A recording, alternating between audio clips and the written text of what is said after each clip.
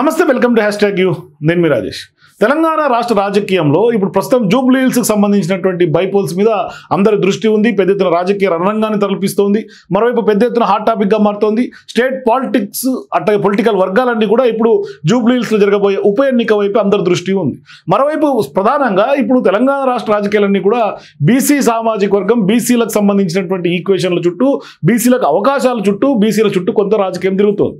మరి ఇటువంటి సందర్భాల్లో ఇప్పుడు అక్కడ ఇన్ఛార్జ్ మంత్రులు అధికార కాంగ్రెస్ పార్టీ తరఫున పెద్ద ఎత్తున కొంత గ్రౌండ్లో దిగినటువంటి నేపథ్యం ఉంది. ఇక బీఆర్ఎస్ పార్టీ కూడా కొంత సీరియస్గానే అధికారంగా కొంత క్యాండిడేట్ని డిక్లేర్ చేసినటువంటి నేపథ్యంలో కొంత ప్రధానంగా అధికార కాంగ్రెస్ పార్టీకి కొంత ఒక రకంగా చెప్పాలంటే గ్రిల్ చేస్తున్నటువంటి పరిస్థితి కనిపిస్తుంది. విమర్శనాస్త్రాలు చాలా సీరియస్గానే, ఒకవైపు ఓట్ చోరీ అంటున్నారు, మరోవైపు పెద్ద ఎత్తున 6 గ్యారంటీలకు సంబంధించినటువంటి అమలు కానటువంటి కొన్ని హామీలను బాకీ కార్డుల రూపంలో కూడా కొంత ప్రజలకు తీసుకెళ్తున్నారు. మరి ఇటువంటి సందర్భాల్లో ఇక్కడ ప్రధానమైనటువంటి పోటీ కాస్త కాంగ్రెస్ వర్సెస్ బీఆర్ఎస్ గానే కొంత గ్రౌండ్ కనిపిస్తుంది. కానీ బీజేపీ నాయకులు కూడా ఏమీ తగ్గమన్నట్టుగా ఇప్పుడు జూబ్లీ హిల్స్లో చాలా మంది ఆశావాహుల పేర్లు తెర మీదకి వస్తున్నప్పటికీ కూడా కమలనాథులు కూడా కాంగ్రెస్ పార్టీ అభ్యర్థి ఎప్పుడైతే నవీన్ యాదవ్ సామాజిక వర్గానికి చెందినటువంటి నాయకుడు కావడం, మరోవైపు బీసీ ఓట్లు కొంత కన్సాలిడేట్ అవుతాయని కూడా ఎప్పుడైతే కాంగ్రెస్ పార్టీ అంచనాలు వేసుకుందో అంచనాలకు బ్రేక్ చేసేందుకు బీజేపీ కూడా బీసీ సామాజిక వర్గం చెందినటువంటి నాయకుడిని కొంత రంగంలో దింపాలని ఊహించినటువంటి పేరును తెర మీద తీసుకొచ్చింది. సో ఇప్పుడు కమలనాథులు కూడా బీసీ వర్గానికి చెందినటువంటి యువ నాయకుడిని పోటీ చేయిస్తారనే ప్రచారం రాజకీయ వర్గాల్లో ఊపందుకుంది. అనూహ్యంగా మాజీ మంత్రి, అట్లాగే హైదరాబాద్లో కొంత మాస్ ఇమేజ్, కొంత గ్రౌండ్ ఉన్నటువంటి నాయకుడు ముఖేష్ గౌడ్, మాజీ మంత్రి ముఖేష్ గౌడ్ తనయుడుగా ఉన్నటువంటి విక్రమ్ గౌడ్ పేరు తెర మీద తీసుకొచ్చింది.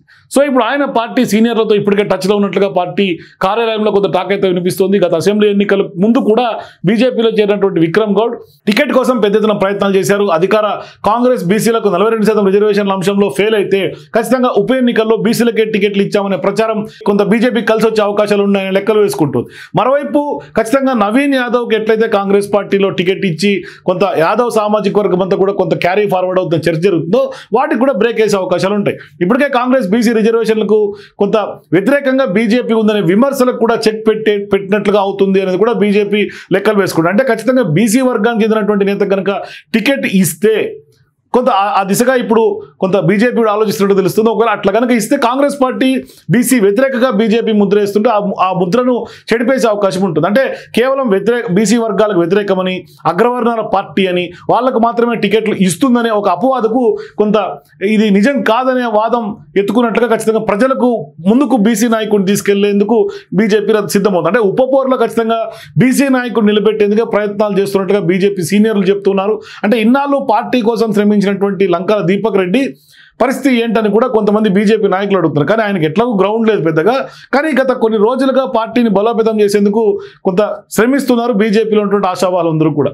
అంటే మోడీ పథకాలను వివరిస్తూ ఒకవైపు కీర్తిరెడ్డి, మరోవైపు దీపక్ రెడ్డి, ఇట్లా కొంతమంది సీరియస్గానే ఆశావాహులు బీజేపీకి సంబంధించినటువంటి ఒక కార్యాచరణలో ముందుకెళ్తూ ఉన్నారు. మరి తెలంగాణ అభివృద్ధి కేవలం బీజేపీతో సాధ్యమనే ప్రచారం కూడా కొంత సోషల్ మీడియా వేదికల ద్వారా వాళ్ళు చేస్తున్నారు. మొన్నటి వరకు ఆయనే దీపక్ రెడ్డి అభ్యర్థిగా కూడా కొంత నియోజకవర్గంలో నేతలంతా భావించారు. తాజాగా ఇప్పుడు విక్రమ్ గౌడ్ పేరు వినిపిస్తుండడంతో పార్టీ కోసం పనిచేసినటువంటి నేతలను మోసం చేయడం తగదని కూడా బీజేపీ క్యాడర్ ఒక రకంగా అప్పుడే ఆ యొక్క వాదన స్టార్ట్ అయిపోయింది.